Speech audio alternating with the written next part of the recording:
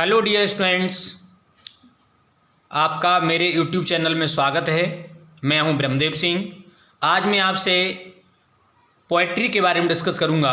और पोइट्री, सबसे पहले मैं थोड़ा पोइट्री के बारे में बताऊंगा कि पोइट्री होती क्या है। देखिए, पोइट्री की डेफिनेशन क्या है। डेफिनेशन पोइट्री में डेफिनेशन सबसे पहले परिभाषा देता हूं। Best words in their best order, सही शब्द सही क्रम में पोइट्री कहलाती है। मतलब S T Coleridge Samuel Taylor Coleridge लिखते हैं कि शब्दों को उनके सही क्रम में रख देना ही, शब्दों को उनके सही क्रम में रखना ही क्या होता है, कविता होती है। अब काइंड्स ऑफ पोइट्री, पोइट्री के देखिए टाइप देखिए, मैंने दो टाइप बताए हैं। दो टाइप होते हैं काइंड्स ऑफ पोइट्री। पोइट्री के दो टाइप होते हैं। सबसे पहली होगी सब्जेक्टिव पोइट्री, इसे पर्सनल पोइट्री भी कहते हैं। इसमें कवि क्या करता है, अपना रिलेशन दिखाता है। मतलब अपने बारे में लिखेगा, अपने फैमिली के बारे में लिखेगा, अपने परिवार के बारे में लिखेगा, अपना ही कुछ बर्डन देगा। ठीक है, किसमें, सब्जेक्टिव पोइट्री। मतलब अपना सब्जेक्ट में अपने आप को सब्जेक्ट बनाता है, अपनी पर्सनल बात करता है उसमें। और इसका जो सूत्र है पोइट्री, लिसो, जितनी लिसो में आएंगी, लेल का मतलब लिरिक, ई का मतलब एलेजी, एस का मतलब सोनेट, ओ का मतलब ऑड। तो लिरिक, एलेजी, सोनेट और ऑड जितने भी आपको मिलेंगे वो सब क्या होंगे, सब क्या कहलाएंगे आपके, वो सारे के सारे क्या कहलाएंगे, सब्जेक्टिव पोइट्री में आएंगे। ठीक है। अच्छा, अब देखते हैं आगे। ऑब्जेक्टिव पोइट्री दूसरी प्रकार की होती है। ऑब्जेक्टिव पोइट्री वो क्या होती है, इम्पर्सनल पोइट्री। वो पोइट्री क्या होती है बेटा, इसमें पोइट जो होता है वो आउटसाइड वर्ल्ड के बारे में बातचीत करता है, अपने बारे में नहीं, अपना कंपनी को कंसर्न नहीं करेगा। दुनियादारी की चीज़ है, प्रकृति है और सारी चीज़ें हैं, समाज में लोगों को देखेगा, उनके बारे में वर्णन करेगा, लेकिन अपना जिक्र नहीं उसमें करेगा, अपने परिवार का जिक्र नहीं करेगा, अपने बच्चों का जिक्र नहीं करता है। तो वो क्या कहलाती है, वो ऑब्जेक्टिव पोइट्री है ना, ऑब्जेक्टिव पोइट्री या इम्पर्सनल पोइट्री कहलाती है। अब लीजिए, इसका सूत्र क्या है, बेंड, बी फॉर बैलेड और ई फॉर एपिक और N for non dramatic poetry और डी फॉर ड्रामा। बैलेड होता है एक तरह से आला टाइप कविता होती है, वीर गाथा होती है इसमें, है ना। 12th में ला बेल्डम संसिमरी बैलेड है ना, ला बेल्डम संस मर्सी, a beautiful lady without mercy, इसका है ना। और ए एपिक है, एपिक आपके में एपिक तो मैं समझता हूँ मिनी एपिक था 11th में लेटोपेसिया, ठीक है ना, एपिक आपके में नहीं है। और नॉन ड्रामेटिक पोइट्री ये आपका नोवेल टाइप का ये पोइटिक प्ले होता है, ये नोवेल की तरफ पढ़ा जाता है, इसे नॉन ड्रामेटिक पोइट्री कहते हैं। ये स्टेज नहीं हो सकता, ये प्ले, ये नॉन ड्रामेटिक पोइट्री होती है, वो जो है पोइटिक प्ले की तरह से पढ़ी जाती है, नोवेल की तरह से पढ़ी जाती है। ये स्टेज नहीं हो सकते, स्टेज पर नहीं खिलाया जा सकता, इसे नॉन ड्रामेटिक पोइट्री कहेंगे। और drama, D for drama, drama होते हैं प्ले हैं आपके, मर्चेंट ऑफ वेनिस है, द मर्चेंट ऑफ वेनिस है विलियम शेक्सपियर का, तो वो ड्रामा है आपका, वो स्टेज होता है। तो ये आपके बैंड में आएंगे वो ऑब्जेक्टिव होंगे, लिसो में आएंगे वो सब्जेक्टिव होंगे। तो मैंने ये हल्का सा आपको परिचय दे दिया। अब आगे हम बात करते हैं आपसे फिगर ऑफ स्पीच के बारे में। बच्चे हमसे पूछ रहे हैं सर शैम्पू पढ़ा दीजिए ना, शैम्पू, तो आज वो शैम्पू पढ़ा रहा हूँ मैं आपको। Figure of speech, figure of speech होती क्या है, it is a device to embellish language. यह एक ऐसी डिवाइस है जो भाषा को सजाती है या भाषा को, है ना, एक नया रंग रूप देती है ना, टू एडॉर्न द लैंग्वेज। तो ये ऐसी डिवाइस है जिससे भाषा को अट्रैक्टिव बनाया जाता है। तब kinds of figure of speech, तो फिगर्स ऑफ स्पीच के कितने टाइप को देखो, मैंने शैम्पू परिभाषा ली है। अगर ऐसे आप लेंगे शैम्पू की डेफिनेशन, अगर पूरा डिटेल लेते हैं तो शैम्पू के हिसाब से नहीं पढ़ाया, आपके खिलाफ के हिसाब से पढ़ा दिया मैंने। S for simile, H for hyperbole, shampoo को डिटेल कर रहा हूँ मैं। S for simile, H for hyperbole, A for apostrophe, M for metaphor, P for personification, O for oxymoron और लास्ट वाला ओ फॉर ओनोमेटोपिया। और 4 ओनोमेटोपिया का ध्यान रखेंगे। ओनोमेटोपोइया बच्चे पढ़ते थे, ओनोमेटोपोइया यानी ऑनो है ना, ओनोमेटोपिया। ठीक है, तो मैंने आपको 7 ये पढ़ के बता दिया। अब आपके क्लास के हिसाब से मैं डिटेल कर रहा हूँ। सबसे पहला आता है सिमली। सिमली में क्या है, it is a figure of speech in which, मतलब देखिएगा ये फिगर ऑफ स्पीच क्या कह रहा है, it is a simile in which a comparison is made between 2 different objects, है ना, which have at least 1 point in common.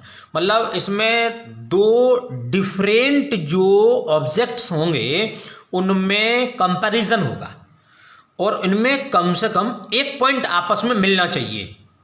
मतलब उनमें जो दो ऑब्जेक्ट होंगे उनमें एक पॉइंट आपस में मिल जाना चाहिए। और जो वर्ड्स ऑफ कंपैरिजन शब्द जो तुलनात्मक वर्ड होते हैं, सो, लाइक, एज, ये जरूर यूज होंगे। इस बात का आपको ध्यान रखना है, ठीक है। जैसे लीजिएगा, life is like a dream, life is like a dream. मैंने क्या बोला है? Life is like a dream. जीवन किसके समान है? स्वप्न के समान है। किसके समान है?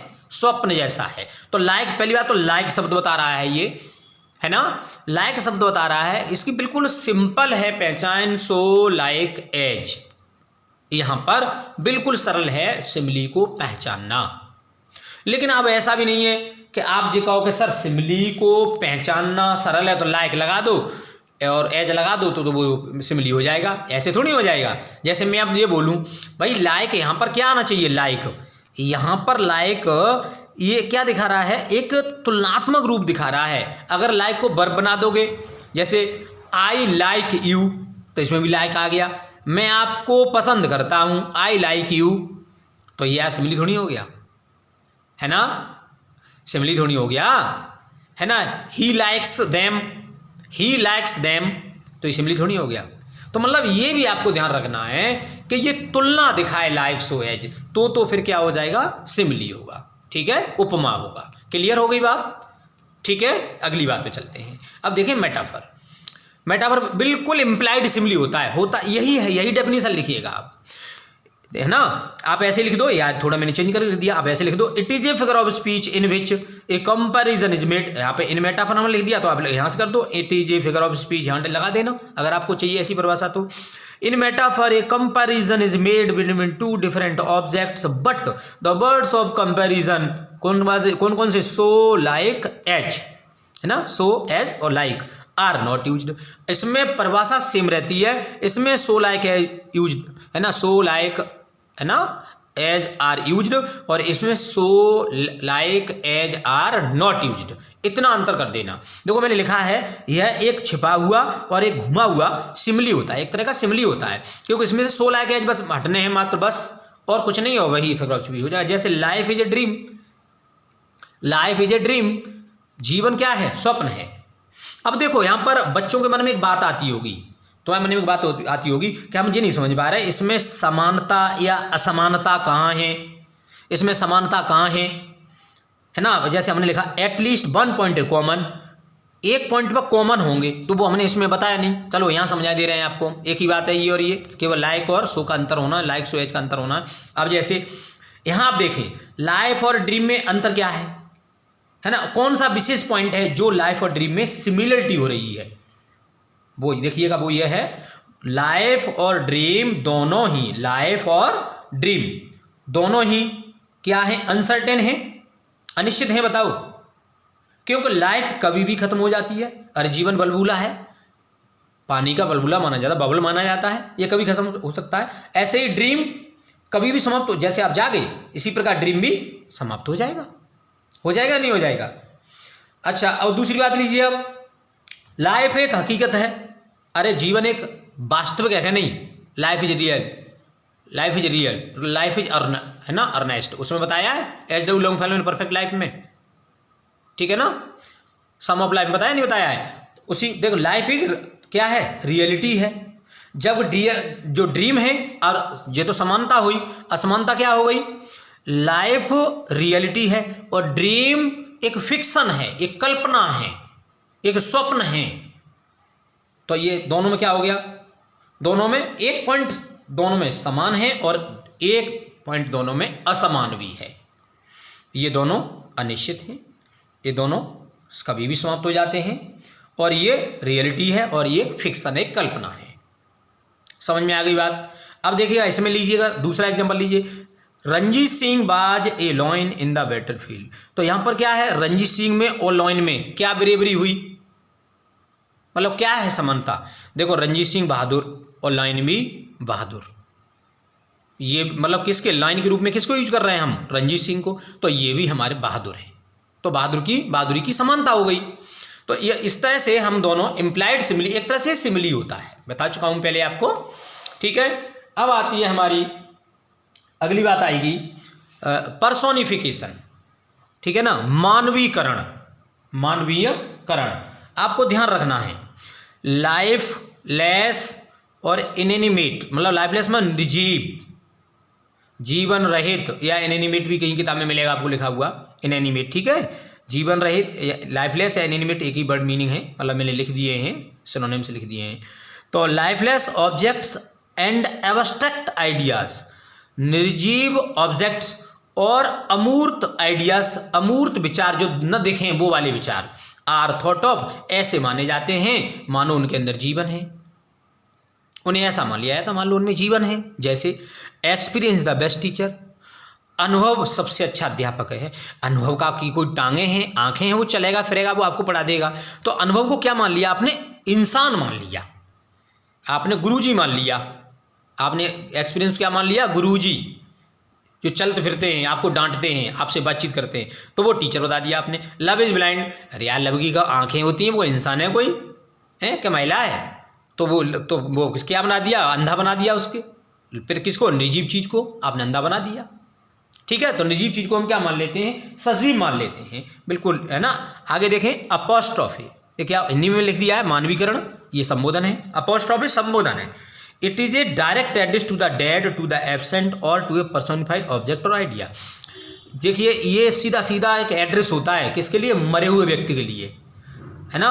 और जो अनुपस्थित होता है उसको हम बुलाते हैं, उसको हम बुलाते हैं। वहाँ मरा हुआ हो सकता है, अनुपस्थित होगा, वहाँ प्रेजेंट होगा ही नहीं वो, या फिर कोई निर्जीव चीज होगी, उसे हम कैसा मान लेते हैं, पर्सोनिफाई करते हैं, सजीव मान करके उसे संबोधित करते हैं। जैसे आप लीजिएगा, देखो, ओ वर्ल्ड, ओ दुनिया, कहाँ दुनिया सुन रही है, दुनिया कहाँ है, ओ लाइफ, ओ जीवन, मतलब उन्होंने संबोधन किया है। ओ टाइम, ओ समय, मतलब कोई भी नहीं सुनने वाला है लेकिन संबोधन किया है। इस प्रकार उस में क्या है, आपको कोमा मिल सकता है, एक्सक्लेमेशन मार्क मिलेंगे, ये कोमा वगैरह ये, और ये एक्सक्लेमेशन मार्क वगैरह इसमें मिलेंगे आपको। संबोधन का सेंस इसमें दिया जाएगा। ओ डेथ, अरे ओ डेथ, अब हमने मौत है उसे संबोधित कर रहे हैं हम, अरे ओ डेथ, कहाँ है तेरी चुभन, तेरे, है ना, तेरा कष्ट कहाँ है ना, तेरे डंक कहाँ है, तेरी चुभन कहाँ है, तेरा दर्द कहाँ है। ओ मिल्टन, जैसे ही वर्ड्सवर्थ लिखते हैं, O Milton thou shouldst be living at hour, अरे अच्छा होता आप अभी भी जिंदा होते। मिल्टन कहाँ धरे यार, वर्ड्सवर्थ कह रहे हैं, O Milton thou shouldst be at living this hour, अरे आर, है ना। तो अब यहाँ कहाँ मिल्टन रखे, मिल्टन कब के मर गए, तो वो अरे मिल्टन तुम आज भी हो तो ठीक रहता। तो मतलब इसमें जो निर्जीव चीज है उसे भी एक सजीव मान करके संबोधित कर लेते हैं, और संबोधन सूचक या एक्सक्लेमेटरी ये मार्क या ये कोमा लगे हो सकते हैं, ठीक है। आगे चलते हैं, ऑक्सीमोरन, विरोधाभास। टू अपोजिट वर्ड्स और आइडियाज आर पुट टुगेदर, इसमें क्या होगा, दो अपोजिट वर्ड होंगे, एंटोनिम्स, दो एंटोनिम्स, स्वीट और पेन, ऑनेस्ट और थीप, रेगुलर इरेगुलर, है ना, ओपन और सीक्रेट।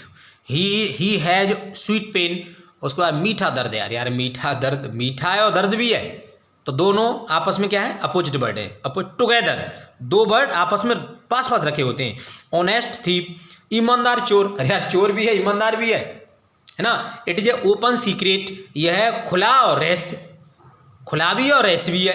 तो यहाँ पर क्या है, ऑक्सीमोरन में जस्ट विरोध होगा, दो शब्द आपस में विरोध दिखाएंगे, अपोजिशन दिखाएंगे। हाइपरबली, बेटा इसको हाइपरबोल नहीं पढ़ेंगे आप, ध्यान देंगे, हाइपरबली क्या पढ़ते हैं, हाइपरबली, हाइपरबली पढ़ते हैं इसको, अतिशयोक्ति, ये विरोधाभास, ये अतिशयोक्ति। It is A figure of speech in which statement is made एम्फैटिक, मतलब इसमें कुछ ज़्यादा ही एम्फेजाइजेशन कर दिया जाता है, ओवर स्टेटमेंट से इतना चढ़ा दिया जाता है, इतना चढ़ा दिया जाएगा, जो चीज़ संभव नहीं है, मतलब असंभव चीज़ को संभव करने की कोशिश करते हैं, मतलब है नहीं संभव, और तो क्या करेंगे, हम उसे संभव बनाने का कोशिश करते हैं, है ही नहीं, ऐसा हो नहीं सकता, जो कल्पना है वो पूरी हो नहीं सकती, ऐसा हम कल्पना करते हैं। जैसे क्या है, ये मिल्टन लिखते हैं, जॉन मिल्टन ने लिखा है, डैफोडिल्स एक पोएम लिखी है उसमें, वो सॉरी विलियम वर्ड्सवर्थ लिखा है, 10,000 saw I at a glance, है ना। तो अगर डैफोडिल्स का पुष्प है, तो डैफोडिल पुष्प बता रहे हैं, मैंने डैफोडिल्स एक ही नज़र में 10,000 देख लिए थे। अरे यार एक नज़र में एक देख लोगे, दो देख लोगे, अब तुम कहो 10,000 देख लेंगे, ये तो अतिशयोक्ति की बात हो गई। Reverse of blood fluid in battlefield, अरे यार ऐसा हो सकता है, बैटल में, युद्ध क्षेत्र में क्या खून की नदियां बह जाएंगी, अरे यार 10-20 बाल्टी हो सकता है खून, 50 बाल्टी, 4-6 ड्रम हो सकता है, नदियां खून की बह जाएंगी, ये तो अतिशयोक्ति हो गई, ठीक है ना। तो ये हमारे फिगर ऑफ स्पीच आप इस तरह से हमने आपको, और एक और रह गया अभी देखिएगा। अब है ओनोमेटोपिया। ये बच्चे याद कर लेना स्पेलिंग, बेटा ये कंपटीशन की स्पेलिंग और ये आती है, ठीक है, और लोग इसको पूछते भी हैं ओनोमेटो की स्पेलिंग क्या है, ओनोमेटोपिया की स्पेलिंग बता दीजिएगा, तो आपसे ये स्पेलिंग पूछी जाती है। तो स्पेलिंग को आप जरूर तैयार करेंगे जो मैं आपको समझा रहा हूँ, ठीक है। देखिएगा इसमें क्या है, इन दिस डिवाइस, मतलब मैंने डिवाइस यूज कर दिया यहाँ पर, वैसे फिगर ऑफ स्पीच लिख रहा था, या in this figure of speech या in this device sound suggest something. इसमें आवाज से ही हम अनुमान लगा लेते हैं, सेंस है ना, इसमें सेंस हमें बता देगा, सेंस लगा लेंगे। जैसे लॉयंस रोर, रोर क्या है यहाँ पर, आवाज है ना शेर की, तो धारणा क्या कह रही है, ओनोमेटोपिया। ऐसे ही हिस, स्नेक्स हिस, सर्प क्या करते हैं, फुसकारते हैं, तो हिस शब्द क्या है, ओनोमेटोपिया। ऐसे कैट्स म्यू, और म्यू शब्द क्या है यहाँ पर, ओनोमेटोपिया, है ना। डॉग्स बार्क, बार्क क्या है, भौंकना, मतलब आवाज़ इसमें दिखाएगी, आवाज़ हमें कुछ ना कुछ सजेशन देगी, तो ये क्या होगा, ओनोमेटोपिया, ठीक है ना। ध्वनि सूचक, इसे हिंदी में क्या लिखेंगे, ध्वनि सूचक फिगर ऑफ स्पीच, ठीक है। तो आज हम बस इतना ही, और अगली वीडियो में आपसे फिर मुलाकात करते हैं। अगर मेरी वीडियो आपको पसंद आती हैं तो चैनल को सब्सक्राइब करिए और एक लाइक ज़रूर दीजिए। लाइक देने में बेटा आपका कुछ नहीं जाता है, लाइक दीजिए, चैनल सब्सक्राइब कीजिए और शेयर कीजिए, लोगों को बताइए कि ये वीडियो आप ठीक हैं, अगर आपको आपके बहुत काम में आने वाली हैं, और बहुत कोशिश करता हूँ मैं आपको सरलता से पढ़ाने की। Thank you, have a nice day.